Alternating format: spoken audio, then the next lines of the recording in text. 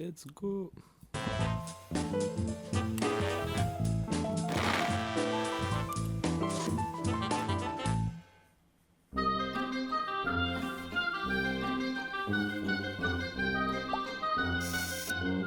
Ah, enfin, les cours reprennent. T'as vu la tronche du patron quand on lui a dit que notre stage prenait fin? Il pensait quand même pas qu'on allait rester stagiaire toute notre non-vie. On a plus d'ambition que ça. Bien dit. Hein? Oh, Maljour, je vous ai pas déjà vu quelque part, vous? Oui, on était coincés dans le tiroir du bureau du diable il y a genre 30 vidéos de ça. On servait de marque-page. Mais on s'est dit que c'était pas forcément une filière d'avenir, alors on a décidé de reprendre nos études. Ouais, avec un peu de détermination, peut-être qu'on pourra devenir un super presse-papier. Ravi de vous rencontrer. Moi, c'est Gary et elle, c'est Fanny. Moi, c'est Bolché. Et moi, c'est Geek. Eh bien, très hâte d'étudier à vos côtés. Et pour être honnête, j'en avais vraiment marre de la tronche du patron. Oh, voilà le principal. Maljour à tous et à toutes. Je suis Monsieur Depub, votre principal. J'ai le regret de vous annoncer que votre professeur, Madame Malade la moitié de l'année, sera absente aujourd'hui. Oh, yeah. Mais heureusement pour vous, j'ai pu trouver un remplaçant de dernière minute. Oh non, me dites pas que c'est lui. Veuillez accueillir généreusement Monsieur Positif. Bonjour à toutes et à tous, je suis Monsieur Positif. Et aujourd'hui... Ah, c'est cette voix-là. Ah ouais, mais gros, moi je peux la faire cette voix, mais par contre, non, je tiens trop à ma gorge pour ça. C'est pauvre.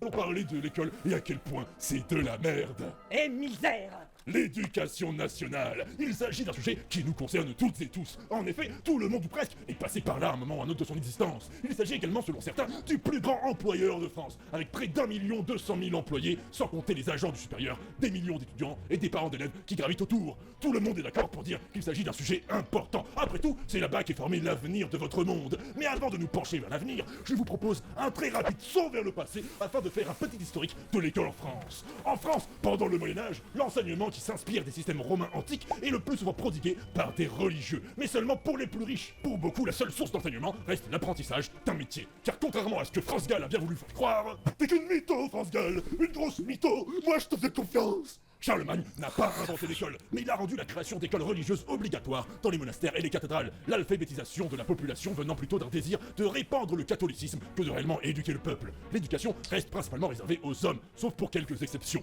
Un réel tournant s'opère après la Révolution française de 1791. Dans la nouvelle... Déjà, le temps. Ouais, le temps, t'as vu le time temps skip entre de les fou. deux. Ah ouais. C'est Charlemagne, et après, il y a En fait, rien. à la base, c'était pour qu'il y ait des pélos qui lisent la Bible et il n'y a pas eu d'utilité à apprendre aux femmes à lire avant. Je sais pas combien. C'était quoi le saut dans le temps qu'il a dit là? Là, c'est 1791, tu vois, Charlemagne. Je sais plus c'est quand t'as les dates, Charlemagne.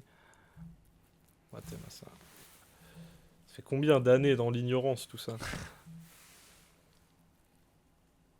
Oh là là là là. Et c'est encore pire que ce que je pensais. C'est 742, 748. Aïe, aïe, aïe, aïe. C'est 1000 ans de rien du tout, quoi. Bah, en même temps, c'était carrément dans l'intérêt du patriarcat de.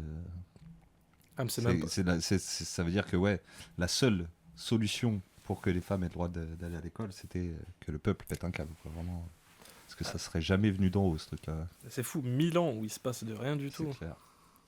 Et encore, pour les femmes, c'est plus important d'apprendre à s'occuper de la maison que de lire pour voter. Bah, c'est pour ça que c'était dans l'intérêt des gars, ouais, de dire ouais, non, restez à votre place. Bah, surtout que même après, dans l'école normale, on va dire, l'école républicaine, il y avait des trucs de ouf, genre, tu sais, des cours de couture pour les filles, des cours de Et cuisine. même moi, ma tu vois. mère, elle a fait une école comme ça, alors que. Ah, elle a 70 ans, mais quand même.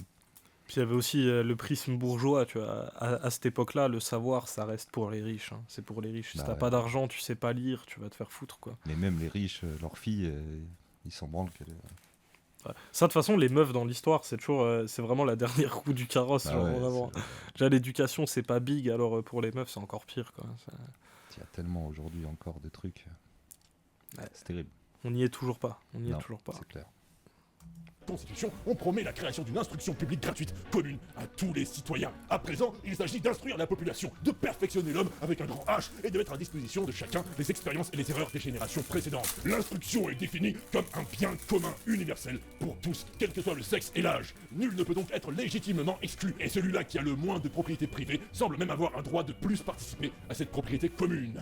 En l'an 2 de la Révolution, on met en place l'école laïque et gratuite. Mais les révolutionnaires n'ont pas les moyens de leurs ambitions et voient leur système s'effondrer à cause du manque d'argent et la réticence de certaines familles. Napoléon, lorsqu'il arrive au pouvoir, rétablit l'éducation religieuse et s'intéresse principalement au secondaire. Sa volonté était plus de créer une véritable élite française plutôt que d'instruire le petit peuple. C'est ainsi que l'on crée le baccalauréat. Les écoles primaires redeviennent religieuses avant d'arriver dans les mains des communes grâce aux lois Guizot. Ces écoles sont réservées aux garçons et ne sont pas gratuites, sauf pour les enfants vraiment très pauvres. On met ensuite en place une école primaire pour les filles dans toutes les communes durant le 19e siècle. Cependant, elles n'ont pas les mêmes cursus que les autres. Là où les garçons ont des cours de philosophie et de langue ancienne, des trucs de bonhomme quoi, les filles ont à la place de tout ça des cours d'économie domestique et de couture, ce qui les empêche de tenter le bac puisqu'il faut une bonne connaissance en latin pour le passer. En même temps, si on leur donne le bac, elles voudront quoi après? Le droit de vote Ah ouais, mais c'est là la folie du truc. Je rappelle que tout ça c'est super récent, hein, vraiment.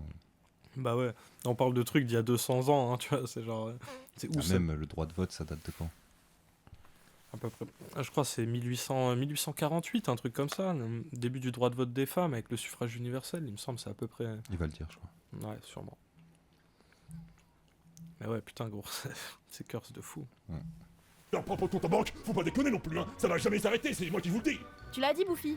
C'est plus tard dans ce siècle que les fameuses lois de Jules Ferry vont permettre la mise en place en France d'une école gratuite, laïque et obligatoire de 6 à 13 ans pour les garçons comme pour les filles, pour les citadins comme pour les ruraux. La volonté était de former les futurs citoyens qui seront capables de vivre en démocratie. Ceci permet également de lutter contre l'influence de l'église et de former plus de soldats pour reprendre l'Alsace-Lorraine détenue par les Allemands, car il faut bien leur mettre un peu de plomb dans la cervelle aux jeunes avant qu'ils se prennent un plomb dans la cervelle. Au cours du XXe siècle, on peut voir divers changements arriver. Les filles ont le droit de passer le bac, l'école devient obligatoire jusqu'à 16 ans, on mélange les filles et les garçons dans les mêmes établissements. Enfin, en ce début de XXIe siècle, après Jesus, on a pu voir en 2004 une loi qui limite le port des signes religieux à l'école. Oh merde hein. Ouais, désolé Jesus. En 2005, on facilite l'accès de l'école aux handicapés. Merde hein. Mais merde à la fin. Eh ben alors Jesus, t'aimes pas les handicapés? Ah quoi? Ah non, non, j'étais juste vénère du truc d'avant encore là. Ah ok, tu m'as fait peur de secondes, Jesus. Bref, on voit que la création de l'école en France fut un processus long qui répondait à divers projets politiques selon les périodes. Mais aujourd'hui, quel est le projet derrière l'éducation nationale? C'est notre projet. Bah vérifions ça alors. Excusez-moi. C'était supposé être un cours de maths. On doit vraiment réviser tout ça? Ouais, parce qu'en fait, on a besoin de bonnes notes pour pouvoir s'élever socialement. Oui, on veut passer de marque-page à presse-papier, vous voyez? Ah, parce que vous pensez que l'école va vous permettre de monter dans la société? Ben ouais. Eh monsieur de pub, Oui. vous entendez ça? Ils pensent qu'on va les élever socialement. Ah, c'est Genot et leur humour absurde. Laissez-moi vous expliquer un petit truc, les jeunes. Comme je le disais plus tôt, l'école répond à divers projets politiques selon les époques. Mais depuis plusieurs années, l'une de ses missions, c'est de servir d'ascenseur social. Mais qu'est-ce qu'on va Ouais, dire? le fameux ascenseur social. Ça parle pas du fait que dans les colonies, il y avait aussi une ségrégation à l'école. Les enfants indigènes n'allaient pas dans les mêmes écoles, voire pas du tout, ouais. Ouais, c'est clair, Ouais, partout, aussi. partout d'ailleurs. Voilà, je pensais tout de suite au Canada, là, avec ce qu'ils faisaient aux Autochtones, dans les autochtones, réserves. ouais, dans les écoles qu'ils faisaient, tu sais. Mm. Les écoles, ouais. Là, c'était des camps de redressement, là-bas, en plus, l'école. C'était des trucs de ouf. Hein. Mm. Des trucs de ouf où ils leur cassaient la gueule pour leur Et puis apprendre des c'est trucs. hyper pratique pour l'état colonial de passer par l'éducation, comme ça, ils brainent complètement les gosses. Et surtout que dans les colonies, particulièrement dans les colonies françaises, ou même dans les colonies en général, tu vois, genre, il n'y avait aucun intérêt des colons à apprendre des choses aux gens qu'on venait coloniser, tu vois, genre, c'était vraiment se baser sur leur ignorance pour leur faire accepter des trucs de fou, ou même les contraindre à faire d'autres trucs, tu vois, mais genre, vraiment, le projet, c'était pas de ces genre, le truc, on va les civiliser, tu vois, on va leur apporter de la connaissance, tu vois, non, c'était, même ça, c'est pas On va vrai. vous imposer notre connaissance et à coup de bâton dans la gueule. Et encore. Quand on veut bien donner de la connaissance, parce que 3/4 du temps, c'est même pas de la connaissance, tu vois, c'est vous allez aller travailler là-bas, vous allez construire des routes là-bas, c'est tout. Ouais, bah pour le coup, je crois qu'au Canada, c'était juste des écoles de conduite presque, genre. C'était ne vous conduisez pas comme vos ancêtres. Oui, ben. C'était même pas genre, ouais. Oui, c'était genre l'école des bonnes manières, quoi. Par ascenseur social. C'est l'idée selon laquelle, si un élève venu d'une famille défavorisée travaille correctement à l'école, il pourra dépasser sa condition et s'élever socialement grâce à ses efforts et à l'égalité des chances que prodigue l'école et les professeurs. Ça vend du rêve, n'est-ce pas? Mais est-ce vraiment comme ça que ça marche? L'école offre-t-elle vraiment une égalité des chances à chaque élève? En France, comme on l'a vu, l'école est obligatoire, mais également gratuite, quand il s'agit d'école publique, ce qui permet à près de 13 millions d'élèves et d'apprentis de profiter d'une éducation. Ça fait Gratuite en partie, parce que. Ouais, gratuite, encore une fois, gratuite, la cantine cantine, elle est pas gratuite, Ouais, les c'est fournitures scolaires, elles sont pas gratuites, tu vois, c'est gratuit vite fait. Ouais, en vite fait. partie, quoi.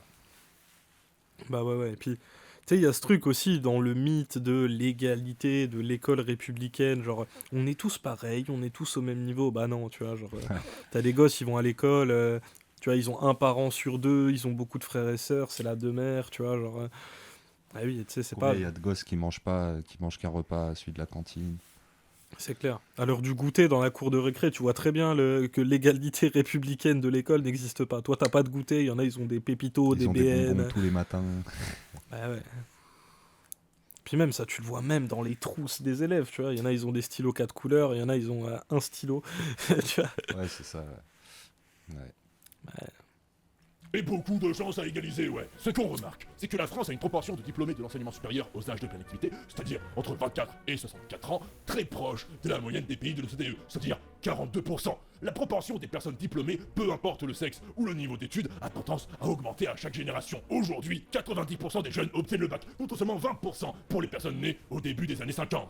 Ouais, mais à l'époque, le bac c'était plus difficile, ça voulait dire quelque chose. Maintenant, on leur donne aux jeunes comme on leur donne des cartes Pokémon ou des NFT, ces bandes de dépravés. Enfin, monsieur, calmez-vous. Non, je me calmerai pas, non. T'as typical boomer shit. Voilà, le boomer, il pète un câble. Ah, ouf. Ce discours est inspiré de faits réels, hein, vraiment. Vraiment, je l'ai entendu tellement de fois ce truc. Ouais, maintenant le bac, tu l'as On comme en une parlait pochette encore pas surprise. longtemps quand on parlait d'école. Ouais. Cette semaine, je crois encore. Ah, ils disent que tous les diplômes n'ont plus aucune valeur maintenant, que ça y est, on leur donne, de toute façon, le bac, c'est rien. Alors que, en général, même la quantité d'enseignement qu'il y a maintenant, il y en a plus qu'avant, tu vois. Genre, bref, ce truc est complètement contré par les stats, tu vois. Je me calmerai pas. Je me calmerai pas. Et merde. Il est vrai que le bac à lui seul ne permet pas de savoir le niveau de formation d'une population. Mais même dans les études supérieures, on peut voir une progression dans la proportion des diplômés. Par exemple, en 2019, la proportion des personnes âgées de 25 à 35 ans diplômées du supérieur long était de 34%, alors que la proportion pour les gens âgés de 55 à 64 ans était de 13%. Cependant, tout ça c'est sans compter sur... Attention, je vais dire un gros mot. Sur les classes sociales. Oh non, non, pas la lutte des classes, non. J'ai cru qu'on allait y échapper, mais on est toujours dans la lutte des classes en fait. On pourra c'est pour jamais ça, se faut même sortir le de ce dire truc. positif, sinon ce serait pas intéressant. Bah ouais. Ouais, je sais, ça fait peur. De nos jours, certains discours argumentent que la notion de classe sociale serait obsolète, qu'elle n'aurait plus raison d'être. Mais avant de répondre à ces questions, je pense que c'est important. C'est qui disait ça? C'est un article de quoi ça? Putain, on dirait un article de France Info, merde. Ouais, je sais pas d'où ça sort ça. Classe sociale, un concept en voie de disparition, mais gros. Mais gros! Ça a été écrit par une banque ou quoi? Ouais, c'est ouf quoi. Non, bien sûr que non, que le concept est pas en voie de disparition. C'est pas parce que la classe moyenne elle se paupérise de plus en plus que la lutte des classes n'existe pas. Il y a toujours le même rapport de force. Hein. La notion de classe sociale serait obsolète, qu'elle n'aurait plus raison d'être. Mais avant de répondre à ces questions, je pense que c'est important de redéfinir ce que c'est que les classes sociales. Est-ce que quelqu'un sait ce que c'est les classes sociales ici? C'est un concept popularisé par Marx. Selon lui, la grande Attention, le vilain, il est méchant. Salut Margot 853. Salut, essaie de pas trop doomer, t'inquiète. Ouais. En plus, Diable Positif, c'est un peu rigolo, tu vois, il fait des sketchs et tout, c'est un peu marrant, tu vois, t'inquiète. Le ton est En un plus, peu là, il y léger. a Bolshevik, qui a le fils de pub. Il y a du beau monde. Ne doom pas, t'inquiète, ça va bien se passer. différence qui détermine les classes sociales, c'est qui possède les moyens de production. Il y a ceux qui possèdent les moyens de production, les capitaux et les entreprises, et ceux qui ne possèdent que leur force de travail, et qui donc travaillent avec les moyens de production des autres, dans les entreprises des autres, pour le profit des autres. Il y a donc les exploiteurs et les exploités, les bourgeois et les prolétaires. Aujourd'hui, on garde ce côté hiérarchique, mais on parle souvent de Ah, c'est con que Quintus il soit plus là. Elle était faite pour lui cette vidéo en réalité.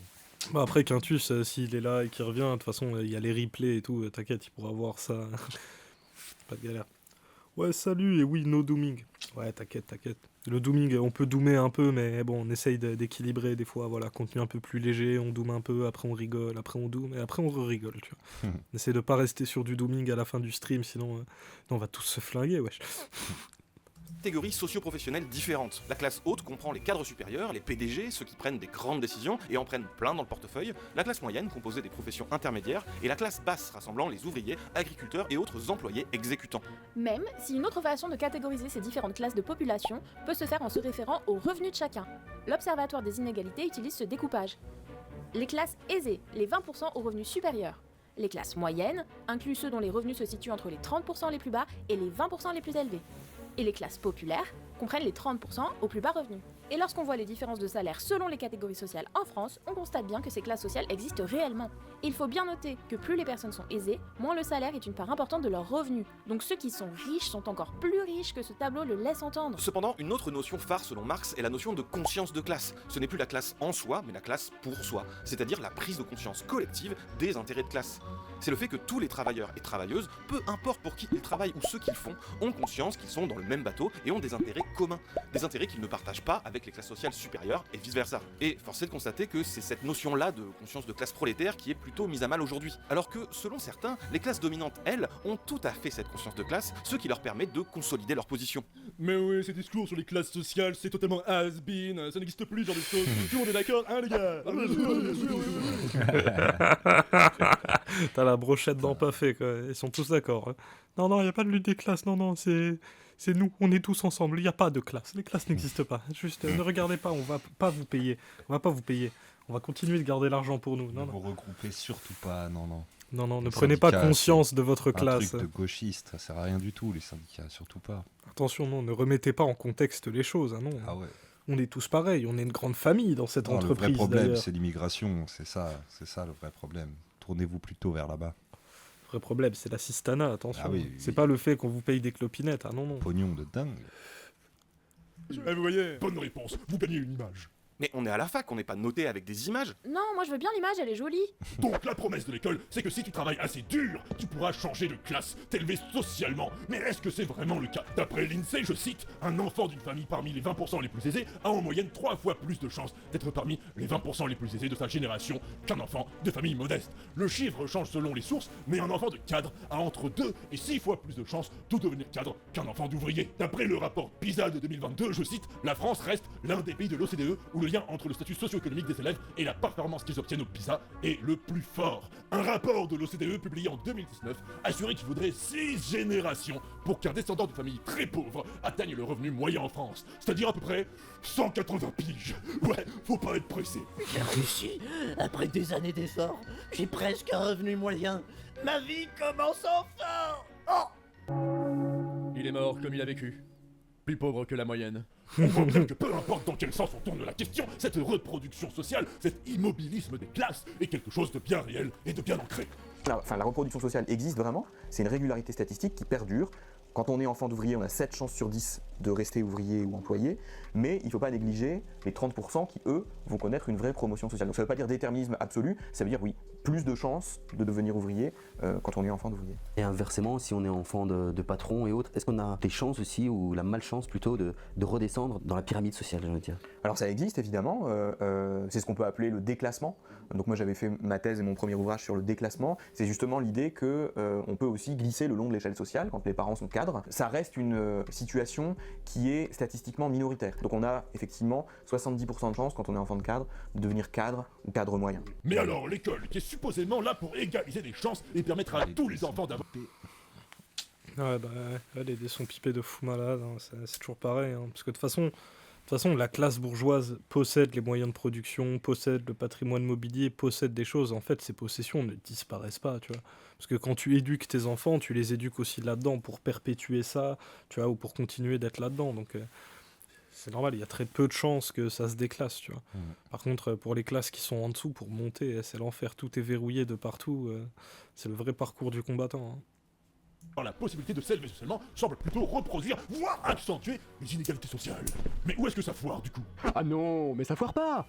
C'est fait pour! Spoilez pas la fin de la vidéo, enfin, monsieur le principal. Ah oui, oh pardonnez-moi. On peut voir qu'il y a une réelle sélection sociale au fil des études. Quasiment tous les jeunes d'aujourd'hui arrivent au moins jusqu'au bac. Mais on remarque déjà un écart entre les enfants des familles aisées et les autres à ce niveau d'études. En effet, pour la génération 1797 à 2001, 89% des enfants de cadres ou professions intermédiaires ont obtenu le bac, contre 69% pour les enfants d'ouvriers et d'employés. Un écart de 20% tout de même. De plus, les enfants de parents peu ou pas diplômés ont plus tendance à obtenir un bac pro plutôt que les enfants de personnes plus diplômées. Et ce filtrage social continue tout le long des études. Selon l'Observatoire des inégalités, je cite, à l'université, la part des enfants de cadres reste stable. Elle est de 35% en 2024, comme en 2009. Celle des ouvriers a baissé de 11 à 9%. On peut voir qu'à chaque échelon des études supérieures, on perd de plus en plus les enfants d'employés et d'ouvriers. Au final, Surtout qu'on les perd dès le départ, hein, c'est comme ce qu'on disait tout à l'heure, tu vois, dès la 6e, ça commence à faire du tri, quoi. Tu vois, ça fait du tri direct, tu vois, c'est... Si même, il y a un truc très... En fait, c'est lié, tu vois, au système même de l'éducation, c'est vu qu'on note les gens, qu'on est dans la compète pour avoir les meilleurs résultats, et qu'en fait, tout ce qui compte, c'est ça, même les écoles ont des classements, sont classées entre elles et tout. Le truc qui est ultra compliqué, c'est que dès qu'il y a des élèves qui sont un peu à la traîne, au lieu de les essayer de faire... de récupérer ou de rattraper le niveau des autres, direct, on les met dans des voies de garage, et puis ça dégage, quoi. C'est ça aussi le problème. On va pas se casser la tête à essayer d'éduquer des gens, à essayer de les faire monter de classe. On préfère direct ne pas s'en occuper parce que nos petites statistiques en tant qu'établissement, ça compte plus. De toute façon, on n'a pas le temps. Et puis, voilà, tous les facteurs de merde qui s'accumulent, genre le manque de moyens, le manque de profs, le manque de considération, tout ça, ça s'additionne et ça fait qu'on repêche pas les gens, on les dégage direct, quoi, tu vois. en 2024, les enfants d'ouvriers et d'employés représentaient 9,7% des étudiants des écoles normales supérieures. Là où les Et après, ça finit en capitalisme intériorisé dans la vie perso, tout doit être performance. Mais oui, oui. D'ailleurs, même quand on te met... quand on te met par exemple en SECPA ou qu'on te met direct en CAP ou tu vois en troisième prépa pro, en fait le truc c'est qu'on te dit ouais t'es un sgeg à l'école mais au moins tu vas pouvoir être super performant dans le travail, tu vois, genre on est en mode ouais d'accord t'es nul à l'école mais t'es doué de tes mains donc on va faire de toi le bon petit outil d'une entreprise, tu vas intégrer tous les codes du travail, on va te livrer au marché du travail le plus vite possible et te former le plus jeune possible histoire de t'intégrer là-dedans donc ouais, de ouf, ça finit grave en capitalisme intériorisé, de fou, de fou. Alors que c'est ok d'être doué en rien. Bah oui, oui. Mais surtout que même être doué en quelque chose, tu sais, ça se développe, quoi. Mais vu qu'il n'y a pas de moyens, il n'y a pas de profs, et puis les classements des établissements, ils comptent, le pourcentage d'obtention de tel ou tel diplôme, les moyennes, ça compte de fou. On te laisse même pas le temps d'être doué en quelque chose, quoi. Tu vois. C'est vite, faut te trouver un truc. Déjà en 6e, on te pose des questions de con, genre mais qu'est-ce que tu veux faire comme travail dans la vie? Tu vois, genre, mais qu'est-ce que j'en sais, moi, qu'est-ce que je veux faire comme travail dans la vie? Moi, je veux regarder One Piece et manger des chocs à pic, tu vois, genre, je n'ai pas le droit. Je dois absolument produire quelque chose maintenant. Avec Born, c'est en maternelle, haha.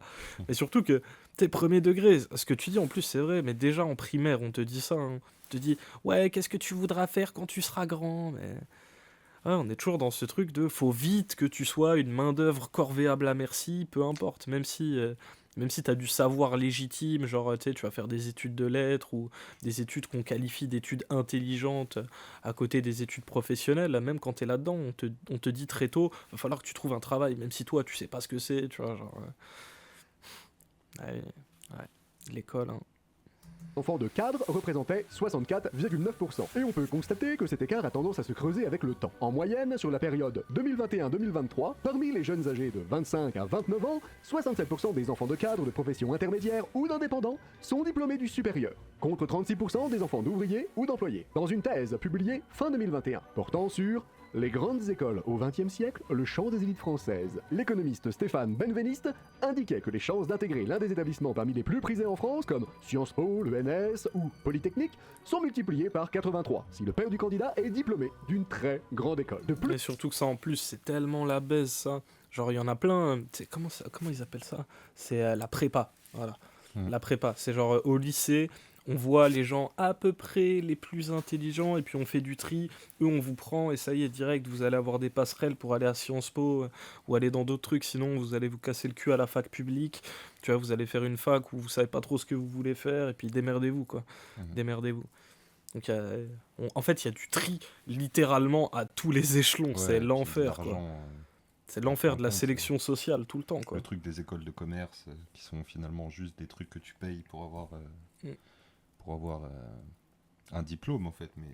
Bah ouais. Parce que de toute façon, quand t'es même pas pris en compte comme ça, que t'es juste en mode vas-y, de toute façon, je dois faire des études, je dois faire un truc, je sais pas pourquoi je l'ai fait, t'en as même, ils finissent par faire des écoles de commerce et littéralement juste en fait payer leur diplôme, tu vois. Parce que genre, tu sais pas pourquoi tu fais ça. Et après, on se demande pourquoi les élèves sont violents entre eux. Mais oui, de fou, de fou. Surtout qu'en plus, tu sais, tous ces trucs des notes, tu sais, vas-y, on se moque de toi quand t'as pas des bonnes notes, tu sais, t'es mal vu dans la classe, on est en mode, ouais, lui, c'est un con. Et puis, tu sais, même les profs, des fois, ils ont ce discours en mode, oui, mais c'est toujours les mêmes qui vous empêchent d'apprendre, regardez, la classe, elle se fait traîner par les élèves de derrière qui sont un peu moins bons, tu vois. Moi, il y genre, avait déjà ça au collège, c'était déjà trié, tu sais. Il y avait une classe qui était, je crois que c'était vers la fin de mon collège, mais t'avais une classe avec aucun élément perturbateur. Et puis plus tu te déplaçais, plus tu avais des classes bordéliques. C'était de la classe A à D. Ouais. Et ça se terminait par la classe des SECPA.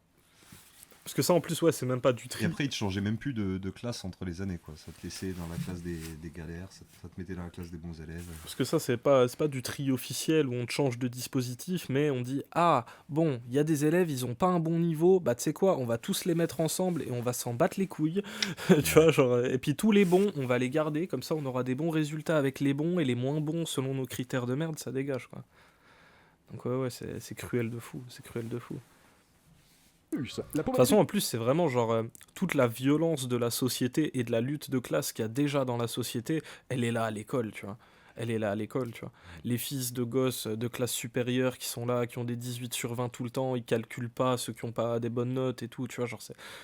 La lutte de classe, elle est déjà là, tu vois, c'est comme ça. Il y en a qui sont priorisés, toi t'as des mauvaises notes, on t'envoie au tableau et puis on te ridiculise devant toute la classe en mode « Oh, tu sais pas faire ce calcul, tu sais pas faire ceci ».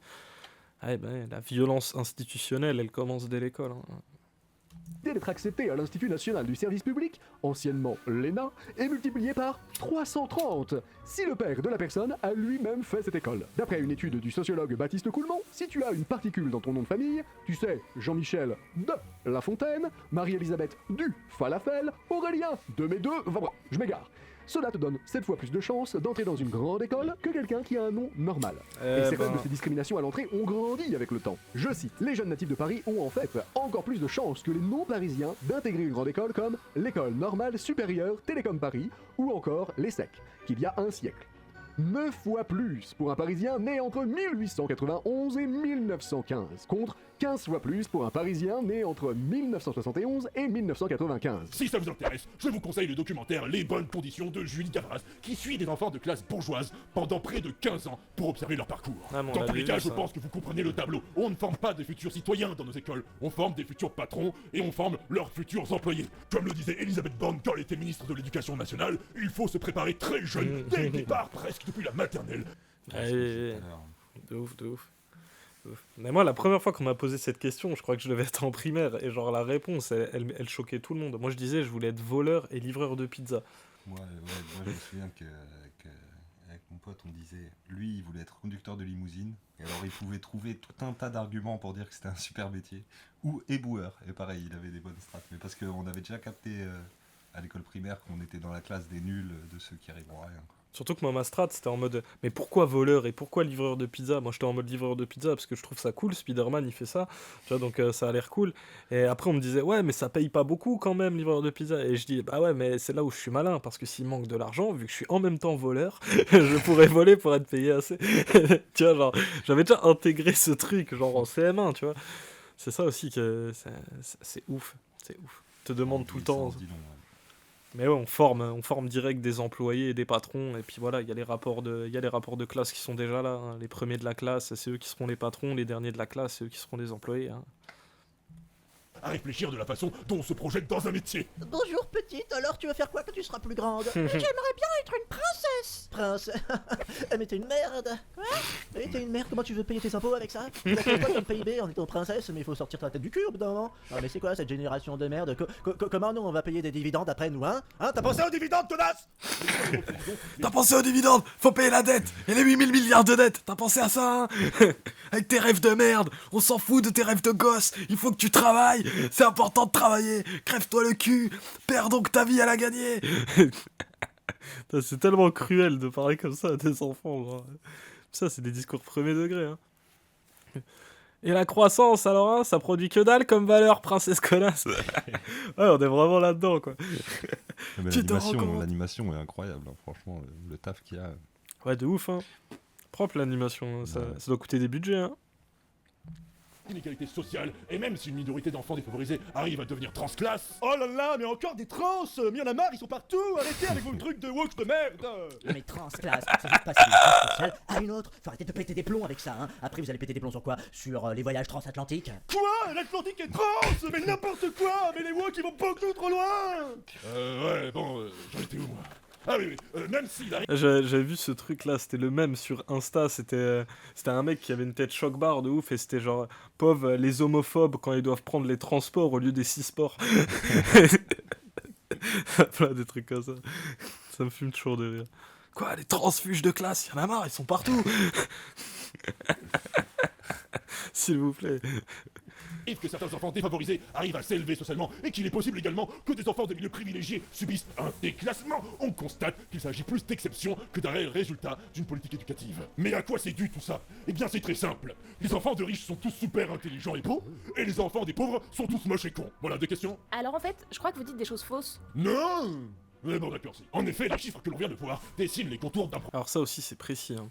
Ça, quand tu dis qu'un truc est faux à un prof, gros, comment c'est vrai que Ah quand tu dis à un prof, tu vois, t'entends un prof qui te dit une connerie, tu vois, ou qui te dit ouais, faudrait faire ci, faudrait faire ça, tu vois, bref, une doctrine de merde qu'il essaie de te mettre dans la tête, tu dis ouais, c'est faux, ou je suis pas d'accord. Et le prof, il pète un plomb sur toi, ça te met un pressing en mode quoi? Tu oses remettre en question ce qu'on est en train de faire là? Mais tu te rends pas compte, les 38 sujets qu'on est en train de bosser pour le brevet, c'est super utile, c'est primordial et ultra important. Toi, pourquoi tu ouvres ta gueule? En plus, t'as combien de moyenne? 12, t'es dans la tranche moyenne, tu te tais. Tu vois, genre, il y a vraiment de ça. Alors que la première de la classe, elle peut questionner la pertinence d'une question, c'est « Oh, super, Louise, tu dois sûrement avoir raison !» De ouf, j'ai eu ça avec un prof d'histoire en terminale sur la guerre d'Algérie et le mec glorifié de Gaulle. Ouais, bah oui. Il y a plein de trucs comme ça. Moi, j'ai déjà eu des débats comme ça au lycée, justement, même dans des cours d'histoire où ça parlait de la Palestine, tu vois, et gros, des profs qui pétaient des câbles sur des élèves en mode « Mais comment vous pouvez dire ça? Mais vous osez? Vous vous rendez pas compte? Mais toutes les organisations terroristes qu'il y a en Palestine? Oh !» Genre, ouais. Et gros, moi, je me suis déjà fait humilier par des profs en remettant des trucs en question. Genre, ça me fait venir au tableau, ça met les grands polycopiés comme ça sur le TBI, ça se fout de ma gueule en direct live, tu vois, genre, truc tir d'humiliation collective de baiser, hein. Problème systémique. Pourquoi, malgré la gratuité de l'école et tous les efforts du corps enseignant, les enfants de classe défavorisés restent pour la grande majorité des citoyens défavorisés? Une partie de la réponse peut se trouver dans le livre de Bernard Lahire, Enfance de classe, de l'inégalité parmi les enfants. Les enfants des classes populaires partent pas avec les mêmes chances dans la vie que ceux des classes supérieures. Comment cette inégalité, c'est ça que vous racontez, c'est ce que vous montrez à travers ces témoignages, comment cette inégalité-là va se transformer aussi pour eux en un handicap, comment elle va les ralentir d'une certaine manière? Évidemment, ils ont été fabriqués différemment, ils ont été façonnés différemment. Les modes d'éducation ne sont pas les mêmes, les conditions de vie ne sont pas du tout les mêmes. Et donc, certains arrivent avec déjà des habitudes quasi-scolaires. C'est des quasi-élèves. Pour vous... Bah, oui. les structures, hein, tu vois, genre quand t'es daron, ils te forcent à faire du piano, à faire des machins, à faire des trucs, à lire des bouquins. Ouais, tu vois, tu pars pas avec les mêmes choses, hein. Ça, c'est un exemple ultra parlant, tu vois. Genre, moi, je l'ai eu, ce truc, où genre, on m'a forcé à lire plein de bouquins, j'ai lu plein de trucs, du coup, sans faire d'efforts, j'avais tout le temps plus de la moyenne, tu vois, mais genre, 3/4 des autres gens de mon âge, ils lisaient pas autant de livres, ils étaient pas obligés de faire des trucs comme ça, tu vois, genre, tu pars pas... Puis tu sais, il y a aussi le truc où, moi, t'as vu fils de prof et tout, genre, ça te met déjà dans le système, en fait, tu nais là-dedans, tu vois, en mode l'apprentissage de telle manière, de telle culture légitime, tu vois, c'est des trucs auxquels les enfants d'ouvriers, ils sont pas préparés du tout, tu vois. Et, tu vois, ils ont aucune connaissance de ça, donc c'est comme d'hab, tu connais pas l'ennemi, t'as pas eu la formation nécessaire, t'es baisé de fou. J'ai eu ça avec une prof de français qui nous expliquait des trucs en informatique alors que c'était moi qui réparais son ordi. Quand je lui expliquais que j'étais plus compétent qu'elle, j'ai fini devant le proviseur. Ah ouais, on voit la mentale. Ouais. Ah bah ouais. Non, on voit la mentale de fou. L'école favorise la culture légitime. Ah, tout. Les droitards aussi. Ils en peuvent plus avec leur statut là, de mec à poil.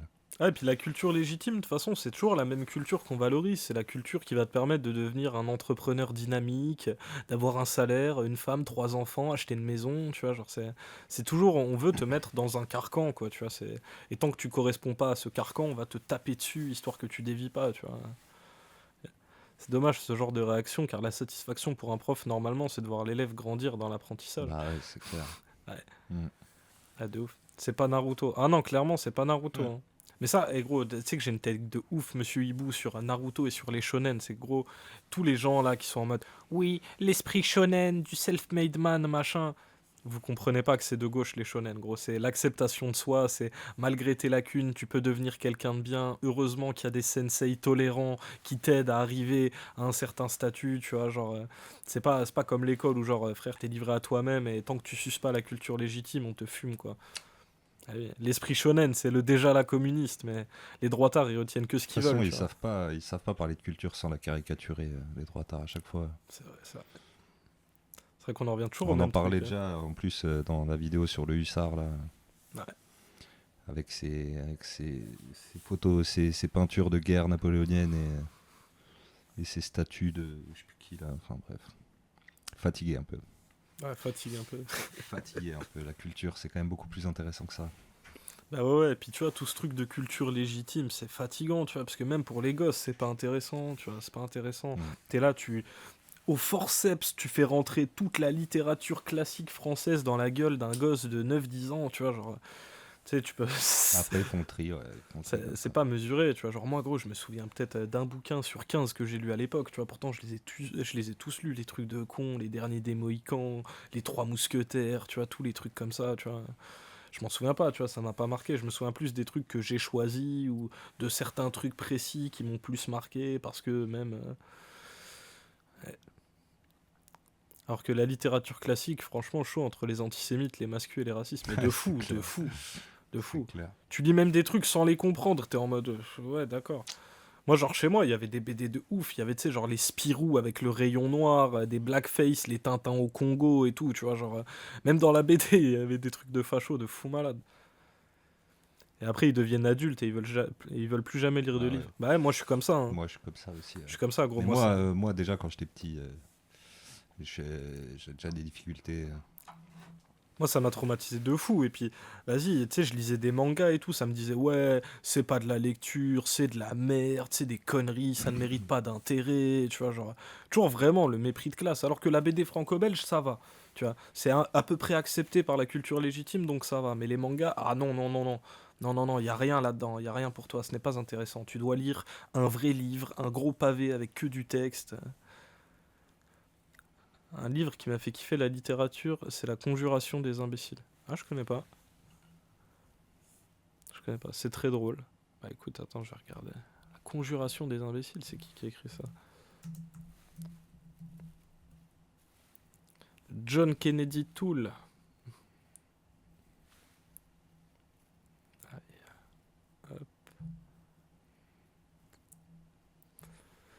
Le titre est une référence à une citation de Jonathan Swift mise en épigraphe. Quand un vrai génie apparaît en ce bas monde, on peut le reconnaître à ce signe que les imbéciles se sont tous ligués contre lui. Le mec a écrit 2 livres et s'est suicidé car personne ne voulait le publier. Ah merde. Putain. Ah ouais, chaud.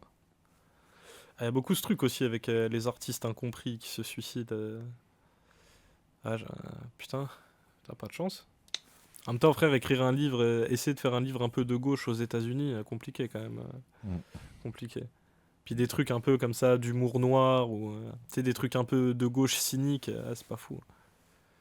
La Conjuration des imbéciles a été vendue à plus de 1,5 million d'exemplaires et traduit en 18 langues. Putain.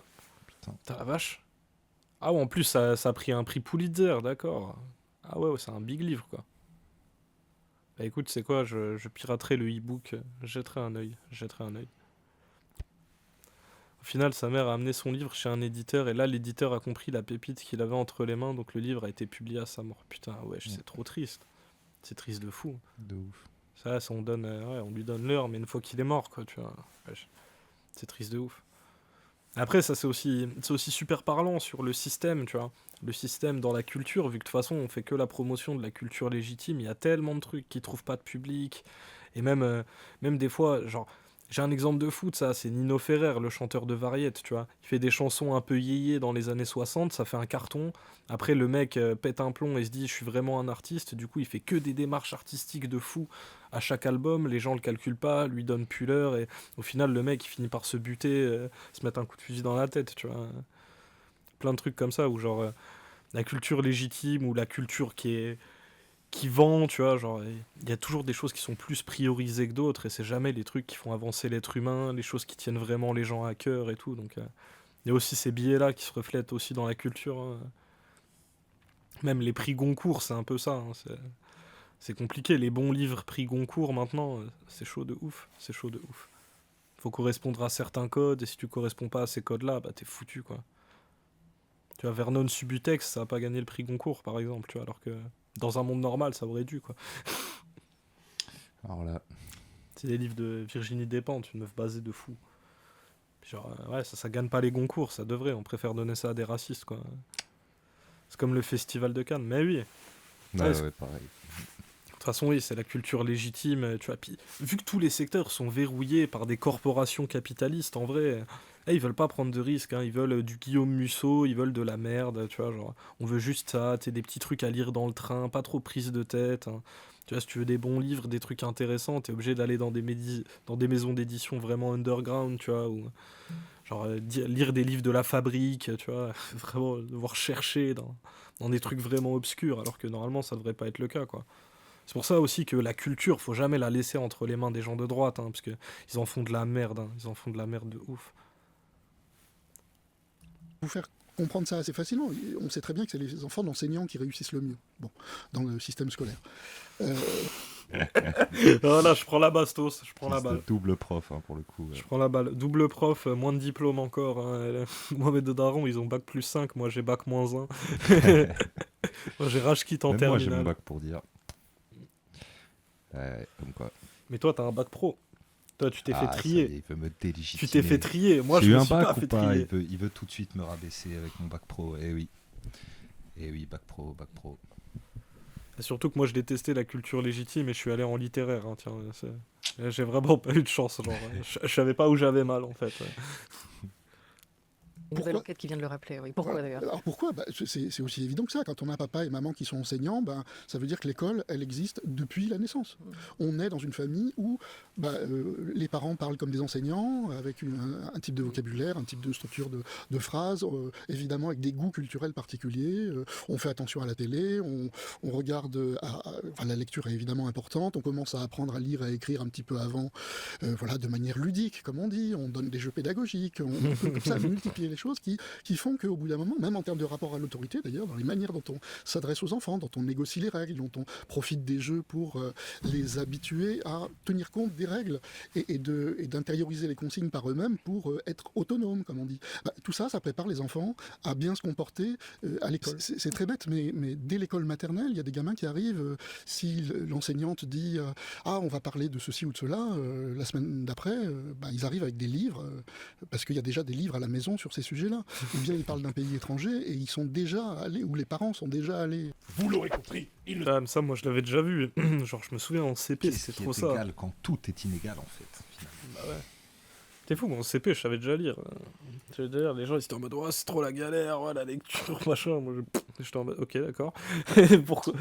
Pourquoi pas, mais genre, On n'a vraiment pas le même parcours. Moi, TDA, j'ai eu une... comment on appelle ça? AESH. Pendant toute une partie de la primaire. J'ai eu des aides pour tous mes examens. Ouais, non, vraiment, on a un parcours à l'opposé l'un de l'autre. Bah, c'est ça, tu vois, genre, ils considèrent que une fois qu'on est tous dans la même classe, ça y est, on est égaux. Mais en fait, non, tu vois. En fait, non. Et vouloir invisibiliser tout ça, faire comme si on était tous égaux, c'est pareil, c'est nier les structures de classe qui existent déjà, les structures sociales qui existent déjà, et leur manière surtout de s'auto-perpétuer. C'est nier l'individu. Ah, c'est même pas l'individu, c'est, tu vois, genre, il y a même pas de structure, tu vois, c'est genre, vas-y, tout le monde est pareil, tu vois, c'est vrai. C'est un peu comme le truc color blind, mais en mode class blind, tu vois. On ne voit pas les classes, on ne voit pas non plus les couleurs, on ne voit pas les injustices, on ne voit rien, en fait. Il ne s'agit pas simplement de capitaux monétaires, mais aussi de capitaux culturels. Pour Dieu, on a énormément parlé, mais encore aujourd'hui, on voit l'impact que cela a sur l'apprentissage. On observe que les inégalités de réussite scolaire ne sont pas expliquées complètement à partir des inégalités économiques. Donc il a fallu inventer une notion que j'ai appelée capital culturel, c'est-à-dire l'idée que nous héritons de notre famille, pas seulement des moyens matériels, mais nous héritons des instruments de connaissance, d'expression, des savoir-faire, des savoirs, des techniques, des modes, des manières de travailler, par exemple. C'est-à-dire des tas de choses qui sont transmises inconsciemment par la famille et qui contribuent énormément à la réussite scolaire. D'autant plus que le système scolaire les exige, souvent sans les donner. Vous aurez beau donner l'accès gratuitement à l'école à 2 enfants différents. Si l'un arrive à l'école avec la culture adéquate et l'autre non, l'un sera mieux évalué, plus mis en avant, il y aura plus de chances d'aller loin dans ses études que l'autre. Car ces inégalités culturelles perdurent tout le long des études, à chaque fois qu'un élève rentre chez lui après les cours et au-delà. Ces difficultés sont encore plus exacerbées pour les enfants d'immigrés. Pour citer le livre Les enfants d'immigrés à l'école, inégalité scolaire du primaire à l'enseignement supérieur de Mathieu Ichou, la position des parents dans la structure sociale, les capitaux économiques et culturels qui y sont liés et qui engendrent chez les élèves des dispositions plus ou moins proches des attentes de l'école constituent l'explication principale des écarts scolaires entre les enfants de natifs et d'immigrés. On retrouve cette notion de capital culturel. Une partie des enfants d'immigrés sont surreprésentés dans des trajectoires scolaires objectivement reléguées aux marges du système éducatif, au sein d'établissements scolaires urbains défavorisés, dans l'enseignement spécialisé et dans les formations professionnelles courtes. Et comment ça se fait tout ça? Eh bien c'est très simple. C'est parce que les enfants d'immigrés sont cons. Alors en fait, vous dites encore n'importe quoi. Ah, bon d'accord. En réalité, à milieu social équivalent, les enfants d'immigrés ont plus de réussite à l'école que les enfants dont les parents sont nés en France, comme l'indique une étude du ministère de l'Éducation nationale. L'étude explique que c'est dû aux attentes particulièrement élevées des parents pour l'éducation de leurs enfants. Ce qu'on remarque, c'est qu'en général, les personnes immigrées en France ont un niveau scolaire plus élevé que la moyenne de leur pays d'origine, même si cela varie beaucoup selon les pays. Les recherches démontrent que le niveau éducatif et la place que prend l'éducation dans le projet post-migratoire des parents influencent grandement le parcours scolaire de leur enfant. Les études démontrent que les enfants d'immigrés se dirigent en général plus vers des études professionnelles qu'intellectuelles, une tendance qui est exacerbée chez les garçons. L'INSEE met néanmoins en avant la très forte volonté d'ascension sociale des descendants d'immigrés et de leurs parents. Il y a donc de moins en moins d'enfants d'immigrés plus on monte dans les études supérieures. Enfin, d'enfants immigrés africains. Les enfants d'immigrés de l'Union Européenne sont plutôt bien représentés dans les études supérieures. Ouais, on comprend la musique. Tiens, comme par hasard, comme par hasard. Comme par hasard, ouais, en plus tu rajoutes le racisme, gros, ça va pas du tout, hein. Ça va pas du tout. Surtout qu'en plus il y a vraiment ce truc de, tu sais, surtout les fils d'immigrés, les darons, ils forcent beaucoup pour qu'ils aient une bonne éducation, pour que justement ils deviennent des transfuges de classe. Il y a ce truc de l'école française, c'est une école d'excellence et tout. Tu sais, même dans le monde, il y a beaucoup de gens qui viennent d'autres pays pour faire juste des études supérieures en France, parce que le niveau d'apprentissage est élevé par rapport aux autres pays. Oui. Après, en fait, là, le truc qui était vraiment précis, c'est en mode, même les gens qui viennent, qui font des études, s'ils sont d'origine, tu vois, s'ils ont des parents immigrés, bah, en fait, ils se retrouvent quand même relégués, tu vois. Ouais, non, mais ça, il y a ce truc, je veux dire, oui, pour quand t'arrives en primaire et que machin, mais il y a aussi dans les études supérieures beaucoup de gens qui viennent juste pour les études supérieures. Ah oui, qui arrivent beaucoup plus tard, oui. Ça, c'est une catégorie complètement à part, ça. C'est plutôt les échanges. Et Zemmour, il en veut plus de ça. Zemmour, il veut plus. Non, il veut que des blancs européens, donc de toute façon, même ça dégage. Hein. Ouais, parce que c'est dans les chiffres de l'immigration, hein, genre, mais il veut plus rien. Les enfants d'immigrés d'Asie Sud-Est sont au-dessus de la moyenne, mais quelle que soit leur origine, on peut noter que les filles d'immigrés dépassent les garçons dans leurs études. Enfin, ce qu'on remarque, c'est que la trajectoire scolaire des enfants d'immigrés est très proche de celle des enfants d'ouvriers et d'employés natifs, ce qui pourrait laisser entendre qu'ils font partie de la même classe sociale au fond. Mais attention, faut pas le dire trop fort, parce qu'après ils risquent d'avoir une conscience de classe, comme on le disait tout à l'heure. Je me fais niquer par le système. Ouais, moi aussi je me fais niquer par le système là. Oh, mais attends, tu penses à ce que je pense? Ouais, je crois, ouais. Ouais, on a qu'à se serrer les coudes. T'es un étranger, du coup c'est ta faute si je me fais niquer. Ouais, mais non. Ouais, si, je suis plutôt sûr, je l'ai vu à la télé ça. Ouf, on a eu chaud. Et prendre conscience de sa situation de classe, prendre conscience des inégalités qu'on l'on subit, c'est la première étape pour commencer à les combattre. Quelque chose qu'on retrouve souvent dans les histoires des quelques personnes défavorisées qui ont pu continuer leurs études, c'est ce sentiment de cheval à bascule. Les enfants d'immigrés apprennent à faire le cheval à bascule, comme Fabien Truong le nomme dans son livre Jeunesse française. Fabien Truong, professeur en Seine-Saint-Denis, suit pendant une dizaine d'années une vingtaine d'élèves qu'il a eu au lycée. Et la chose qui revient souvent, même relevée par ses anciens élèves ensuite, c'est cette fameuse image de cheval à bascule. C'est aussi ce que note Paul Pascali dans son livre Passer les frontières sociales, sans nommer cela cheval à bascule. Un pied en banlieue, dans son quartier, dans sa famille, dans ses racines, et un pied dans ce nouveau monde, chez les Français. Et toute la subtilité est de réussir à se sentir bien dans les deux. Contrairement à ce qu'on aurait tendance à croire, où on pense que les enfants d'immigrés sont déchirés entre ces deux mondes, la plupart des jeunes arrivent à bien gérer ce cheval à bascule. Chacun à sa manière. Ce qui est important d'après les observations de Fabien Truong et de Paul Pascali, ce que j'ai ressenti aussi profondément, c'est de sentir qu'on est encore soi, qu'on ne fait pas de rôle. Dans les cas des immigrés issus de familles musulmanes, il est clair que la religion, et surtout les pratiques religieuses facilement applicables, est une boussole qui peut aider. Ces enfants peuvent avoir cette croyance que tant qu'ils suivent les préceptes de leur religion, tant qu'ils le montrent eux-mêmes, ils sont encore eux-mêmes. J'étais tout au plus énervée qu'on me considère comme la bonne immigrée, le modèle d'intégration. Comme s'il y avait une seule manière d'être acceptable en France en tant qu'enfant d'étranger, et ça passait par faire de hautes études, bien les réussir et maîtriser les codes sociaux. Je ne me suis pas sentie illégitime, mais j'ai senti qu'en me suracceptant, en disant ouvertement qu'on m'acceptait car j'avais réussi, et je mets d'énormes guillemets, et ben on rendait illégitime tous les autres enfants d'immigrés qui n'ont pas pu ou n'ont pas voulu faire les choix de vie que j'ai faits. Je sais que je n'ai pas de reconnaissance à avoir envers n'importe qui, surtout en une institution. Mais j'ai quand même ce sentiment. Je réfléchis à tous ces inconnus depuis des siècles qui ont voulu que l'école ait sa portée universelle, que l'école soit là pour élever les esprits, que l'école soit là pour qu'on puisse vivre ensemble. Et je suis reconnaissante envers ces personnes et envers leurs descendants qui aujourd'hui, malgré tous les obstacles, soutiennent ces institutions que les politiques néolibérales malmènent. Nesrine Slaoui l'a exprimé tel que je le ressens. J'éprouve une gratitude infinie pour l'école de la République, tout en refusant d'être une preuve de son efficacité. Comme ça, c'est trop précis, ça. Ouais, surtout ne pas porter de voile, ouais, c'est exactement ça. Genre, écrase-toi et obéis, quoi, vraiment. De toute façon, oui, l'école, elle est là pour te faire rentrer dans le moule de la société, tu vois, donc avec son racisme, avec son classisme, tu vois, avec tous les défauts qu'il y a. Tu vois. Mais surtout, le truc du bon immigré, c'est genre, regardez, et lui, il a réussi à faire des études supérieures. Par contre, tout le dispositif, il est piégé pour que tous les Arabes et les Noirs qui arrivent ici se retrouvent dans des voies de garage, mais on est en mode, vous là, qui êtes dans des voies de garage, vous auriez dû être à la fac à faire des études supérieures, donc c'est de votre faute, tu vois. On est toujours dans la méritocratie de merde, quoi. Tu vois, et puis on se sert d'eux comme exemple à la fin, et puis gros c'est ultra piégeur, parce que t'en as, ils sont juste là, ils veulent faire leurs preuves et tout, donc ils sont un peu de bonne foi, ils se font gaslight, et du coup ils répercutent cette inégalité de classe sur les gens, et gros c'est une ambiance merdique de fou, c'est une ambiance merdique de fou.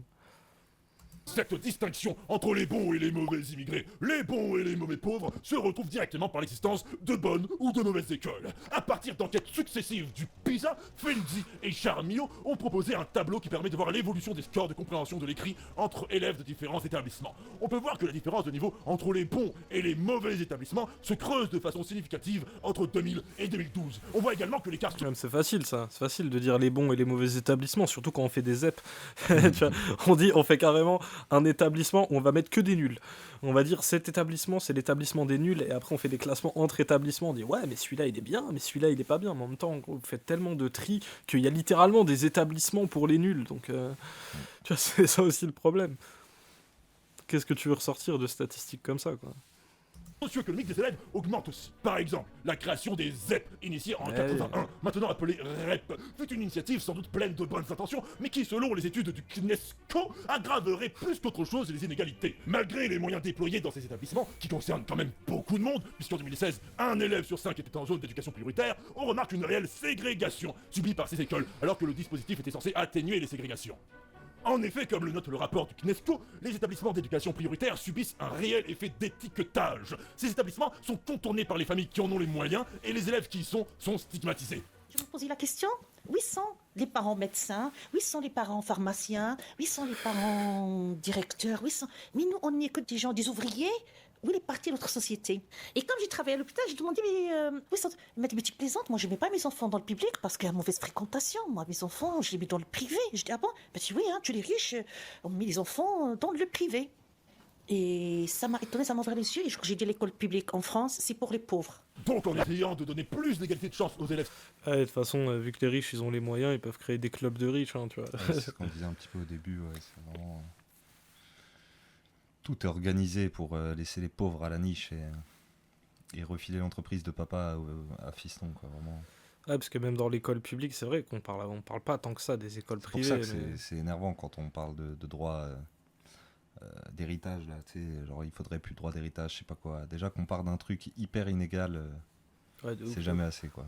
De ouf. Puis si tes parents, ils ont des thunes, tu vois, genre... En plus, il n'y a même pas que l'école privée. Généralement, ceux qui vont à l'école privée, ils ont droit à des profs particuliers et tout, tu vois, genre...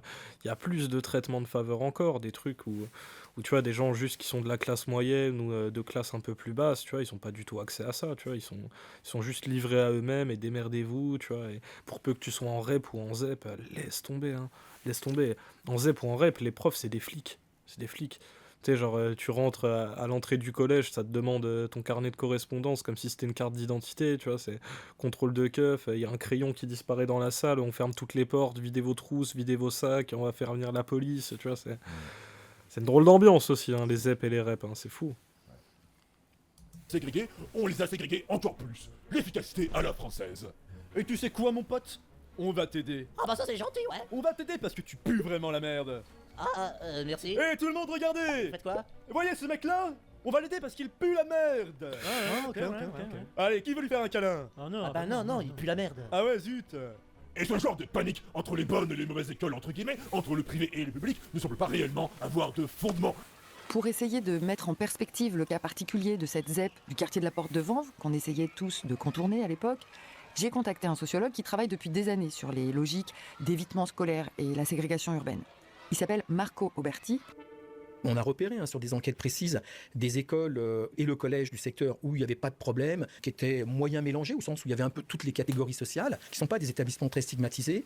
Et il suffit que sur une année ou deux, en CM1, CM2, un parent leader, qui est perçu comme tel par les autres parents, parce qu'il est plus diplômé, parce qu'il intervient dans les associations de parents d'élèves, etc., que lui décide, que ces parents-là décident de ne pas scolariser l'enfant dans le collège du secteur, pour que les autres parents, qui connaissent moins bien le système scolaire, se disent « bah oui, mais si lui il le fait, c'est que sans doute que ce collège-là n'est pas aussi bien que les autres ». Et du coup, il y a des effets d'emballement comme ça, où 2-3 parents vont entraîner 10, 12, 15 autres parents, et du coup, changer la composition sociale du collège de secteur. Et c'est toutes les dérogations et tout, tu vois, et puis surtout, les parents qui font ça, tu sais, ils ont une sociologie précise, hein, tu vois, c'est déjà des parents qui sont super attachés à où est-ce que ton gosse va, tu vois, parce que 3/4 des familles de prolos, ils s'en battent les couilles, hein, tu vois, t'es à l'école publique, pour eux, dans leur tête, t'es à l'école, tu vas avoir un bon enseignement, c'est déjà très très bien, tu vois, genre...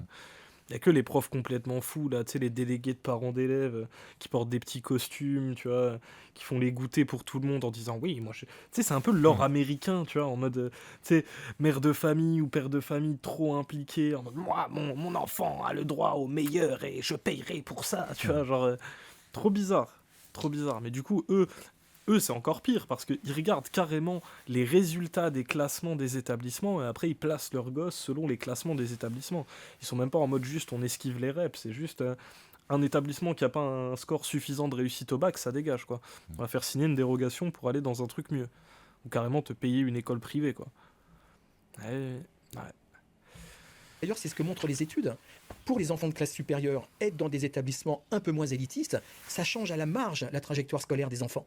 Les familles elles-mêmes participent donc, parfois malgré elles, à la reproduction sociale, en ne se mélangeant pas avec les autres, en poussant leurs enfants dans des écoles plus réputées par peur de déclassement ou en orientant les choix de leurs enfants pour correspondre à leur propre idée de la réussite. Alors que toutes les études que j'ai pu trouver sur le sujet de la mixité à l'école démontrent que le mélange des origines de classe sociale a un effet bénéfique sur tous les élèves.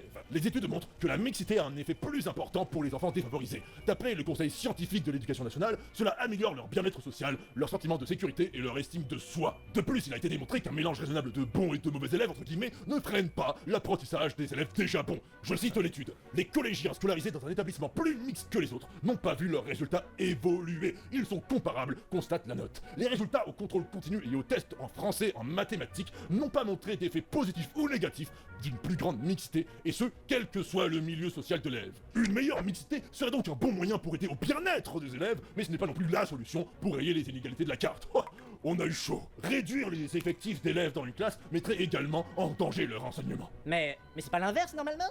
Non, c'est une ancienne ministre de l'Éducation nationale qui l'a dit. C'était celle-là? Amélie Oudéa-Castéra répète mais concède que la réalité lui donne... De la famille Duhamel, nonobstant, hein. Me semble-t-il. Ouais, elle a des liens avec la famille Duhamel, hein, tu vois, elle est dedans. Sa classe l'a trahi de ouf, hein, cette meuf, rappelle-toi. Bah oui, et non, moi je n'ai aucun problème, moi j'ai mis mon gosse dans le privé, catholique, y a pas de souci. Ah oui, d'accord. Je crois, elle est restée. Pourtant, elle n'est pas restée longtemps, mais il y a eu tellement d'affaires sur son cul.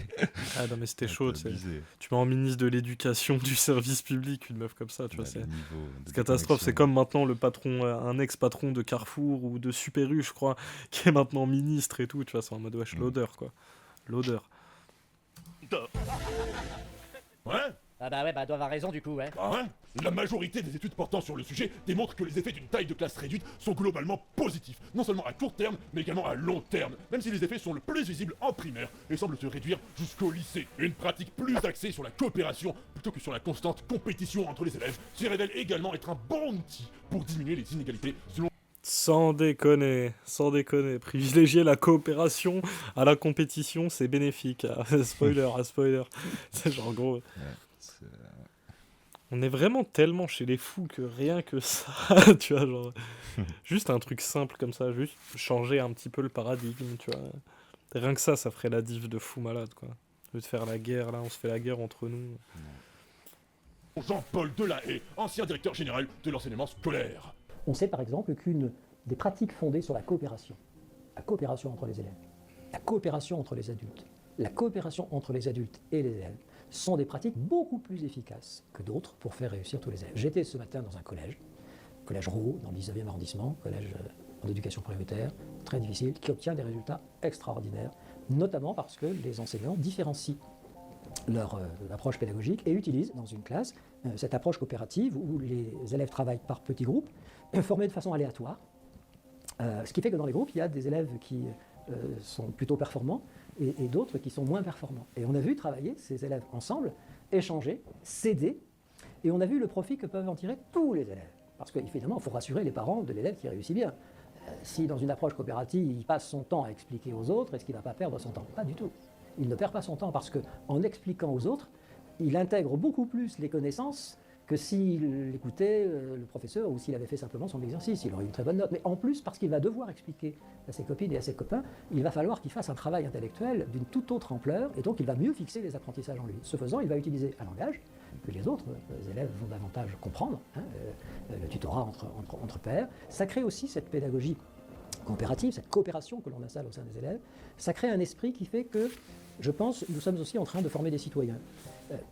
Pour me faire comprendre, je dirais, quelle société préparons-nous si cette élite, entre guillemets, que nous avons formée, nous la formons dès le début de l'école, complètement séparée de leurs copines et copains de promotion. Ça va nous donner, ça nous donne déjà aujourd'hui, des élites un peu hors sol. Hors sol, tout de suite. Je vois pas ce qu'il peut bien y avoir de hors sol dans la mentalité des élites françaises, voyons. Comme vous le savez, chaque maire a une enveloppe de 990 € par mois et chaque maire peut dépenser comme il veut. Donc moi, j'ai préféré effectivement m'acheter des fringues pour être bien sapé. Et d'ailleurs, je profite de l'occasion pour remercier tous nos concitoyens et concitoyennes qui travaillent et qui nous permettent d'avoir ces indemnités. Aïe. Ah putain. Combien on en a? C'était quoi? La première fois que j'ai vu un truc comme ça, c'était il y a longtemps.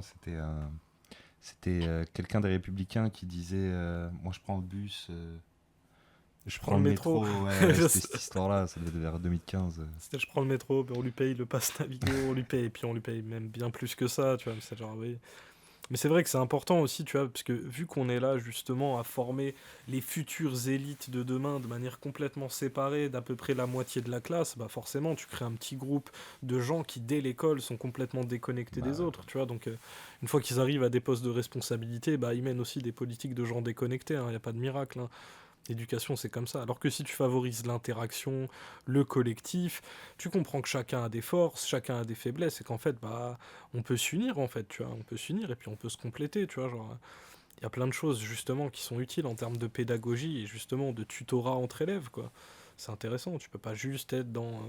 on fait notre tri, les premiers de la classe sont très bien, et puis qui reste entre premiers de la classe. Faut pas que les mauvais élèves, les éléments perturbateurs les dérangent. Allez, c'est clair que si on change un peu, ça va être meilleur.